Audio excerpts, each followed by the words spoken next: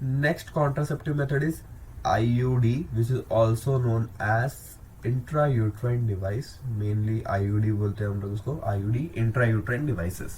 अभी ये नाम से पता चल रहा है इंट्रा यूट्राइन, यूट्रस के अंदर, इंट्रा मतलब between uterus, intra uterine devices.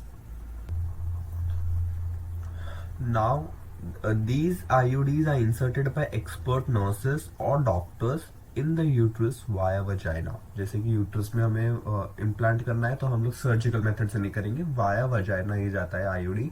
अगर आप यूट्यूब पे इससे सर्च करोगे आईयूडी इंसर्शन कॉपर टी, तो हम लोग अच्छे से दिखाएंगे कैसे इसको ट्यूब में फिट करके हम लोग अच्छे से वजाइना के थ्रू, सर्विक्स के सर्विकल होल के थ्रू हम लोग यूट्रस तक लेके जाते हैं. फिर वो ट्यूब से निकाल के कैसे वो इम्प्लांट होता है very easily, very easy painless process of 5 minutes. Okay the हाँ, ये तो हम लोग पढ़ेंगे. नाउ कितने टाइप्स के आईयूडीज होते हैं. अभी आईयूडी का mode of mechanism, working principle, general working principle of all IUDs जो भी हम लोग पढ़ेंगे. Non medicated, copper releasing, hormonal, 3 type के आईयूडीज होते हैं हमारे पास. Non medicated IUD, copper releasing IUD, hormonal IUD, 3 type के हैं. बट तीनों का एक कॉमन वर्किंग प्रिंसिपल क्या है, इंक्रीज स्पर्म फैगोसाइटोसिस. मतलब आईयूडी एक बार इंसर्ट कर दिया हम लोग ने, स्पर्म फैगोसाइटोसिस कैसे इंक्रीज होगा गाइस. देखो आईयूडी में अभी हम लोग देखेंगे कि जो फॉरेन मटेरियल का बना है, फॉरेन मटेरियल, फॉरेन बॉडी, अगर फॉरेन मटेरियल बॉडी के अंदर जाता है आपके, तो हमारे हर सेल्स पहचानेंगे this is a foreign object. तो डब्ल्यूबीसीज will collect in the uterus. And WBC का काम क्या है, डब्ल्यूबीसी में भी lymphocytes, natural killing cells, this immunity giving cells, ये सब सेल्स एक्टिवेट हो जाएंगे. कुछ तो फॉरेन मटेरियल है गाइस बॉडी में, तो ये सब एक्टिवेट हो जाएंगे. तो जैसे ही स्पर्म जाएगा तो स्पर्म को भी लोग फॉरेन बॉडी मान के ही डिस्ट्रॉय कर देंगे. So phagocytosis because of WBC, because of external agent. अभी हम लोग देखेंगे हर केस में क्या क्या एक्सटर्नल एजेंट हम लोग पुट कर रहे हैं. It is different in all the cases. Okay, तो मेन जनरल वर्किंग प्रिंसिपल आप बोल सकते हो कि इंक्रीज फैगोसाइटोसिस ऑफ स्पर्म. मतलब जितना भी स्पर्म यूट्रस में इसको फट कर दिया हम लोग ने, जितना भी स्पर्म पहुंचेगा यूट्रस तक सबको फैगोसाइटाइज कर देंगे ये लोग आईयूडी की वजह से. डब्ल्यूबीसीज फैगोसाइटाइज कर देंगे. नाउ पहले हम लोग पढ़ते हैं कि non medicated IUDs. Non medicated IUDs में नो मेडिसिन, मतलब कुछ भी हम लोग यूज नहीं कर रहे, कुछ भी मेडिसिन यूज नहीं कर रहे इसमें. ओके, ये सिर्फ और सिर्फ made up of silicones, silicon का बना है ये आईयूडी. अभी देखो silicon is an foreign material हो गई, सिलिकॉन का बना है आईयूडी. अगर इसका एफिशिएंसी और बढ़ाना है तो हम लोग इसको कोट विथ बेरियम सल्फेट, क्योंकि barium decreases sperm fertility and motility. Barium और किल कर देता है, स्पर्मिसाइडल है बेरियम+2. बेरियम+2 स्पर्मिसाइडल, तो ये क्या करेगा ना, स्पर्म्स को किल कर देगा. अगर हम लोग ने Lippes loop made up of silicon, generally ये अभी यूज नहीं होता है इतना, बट है फिर भी जान के लेने का है. लिपिज लूप पहले बहुत यूज होता था. मेड अप ऑफ सिलिकॉन, ये फॉरेन मटेरियल है, तो डब्ल्यूबीसी जमा हो जाएंगे यूट्रस में. तो जो भी स्पर्म पहुंचेगा डब्ल्यूबीसी उसको फैगोसाइटाइज कर देंगे फॉरेन मटेरियल समझ के. और बेरियम भी स्पर्मिसाइडल की तरह काम करता है. दिस इज नॉन मेडिकेटेड, इसमें हम लोग ने कुछ मेडिसिन यूज नहीं किया अलग से.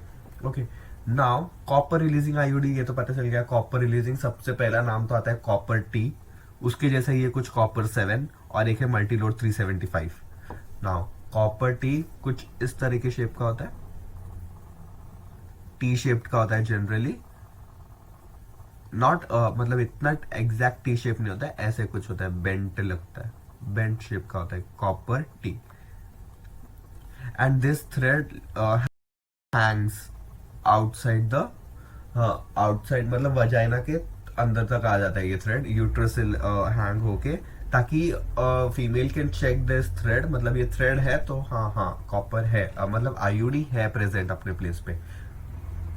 If there is any change, अगर थ्रेड नहीं मिला फीमेल को, so she can go to the doctor, visit a doctor and get checked कि आईयूडी बराबर प्लेस्ड है कि नहीं. तो सोनोग्राफी करके हम लोग देख सकते हैं कि आईयूडी है कि नहीं बराबर. ओके, ना इसका मोड ऑफ मैकेनिज्म क्या है, copper ions cause decrease in the sperm motility and fertility.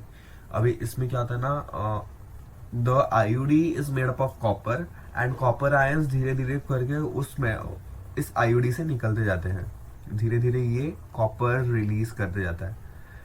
Okay, now this copper ion causes decrease in sperm motility and sperm fertility and hence reducing the chances of fertilization over here. तो copper आयोडी का main making mechanism क्या है? Increase sperm phagocytosis. ये तो होगा क्योंकि copper एक foreign material है, वो इंसर्ट किया तो फैगोसाइटोसिस इंक्रीज होगा with the help of WBC of our body, but they will also decrease the sperm motility and fertility. Okay, next is hormonal IOD, which is hormonal IOD examples बहुत याद है, progesterone and LNG-20.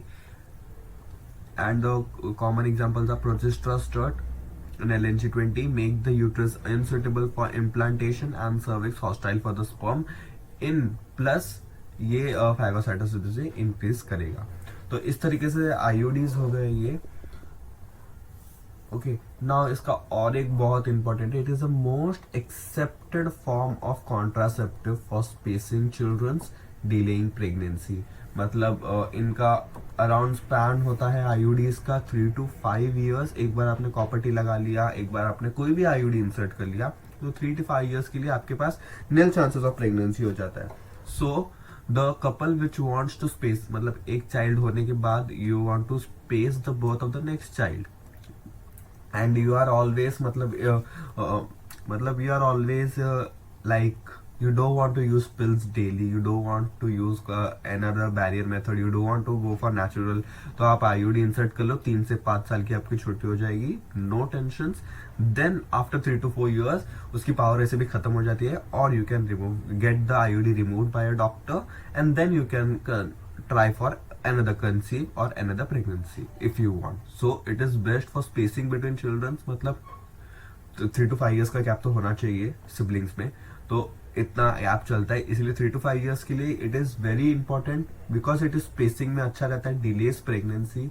Most accepted form of IUD in India में तो खास करके ये बहुत ही important, मतलब बहुत एक्सेप्टेड, वाइडली एक्सेप्टेड है बाकी आईयूडीज के तरह.